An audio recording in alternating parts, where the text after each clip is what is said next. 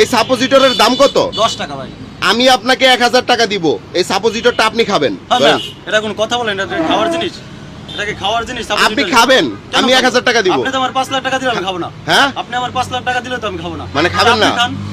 তো এটার দাম চাইছে কত? দাম কত জানি? 10 টাকা। 10 টাকা। আমি বলতেছি যে আমি 1000 টাকা দিব, এই সাপোজিটর আপনি খান। তো উনি খাইতেছে না, তার মানে নির্ঘাত এটার মধ্যে ভেজাল আছে। 100%। কাকা, উনার জিনিস উনি বিক্রি করতেছে মানুষকে দেওয়ার জন্য, এটা ওষুধ না? ওষুধ মানুষ খায় না? তো এখন উনার ওষুধ যদি উনি না খায় তাহলে এটার মধ্যে ভেজাল আছে। ভাই কি কোন ভেজাল আছে না? আপনি ফার্মেসিতে ভেজাল জিনিস কেন বেচেন আমাকে সেটা এটা বলেন। তো ভেজাল না, এটা আমি বেচি।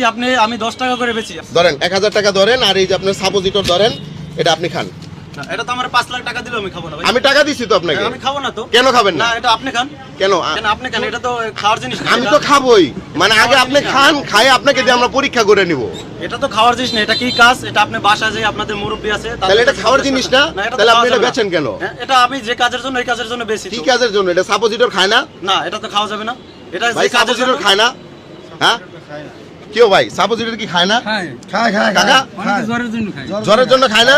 হ্যাঁ, তো সমস্যা কি? আপনি খান জ্বরের জন্য? না, এটা তো খাওয়ার জন্য না ভাই। এটা কি করে? এটা অন্য জায়গায় ইউজ করতে হবে। কোন জায়গায় ইউজ করে? এটা আপনাদের মুরব্বিদের কাছে জিজ্ঞেস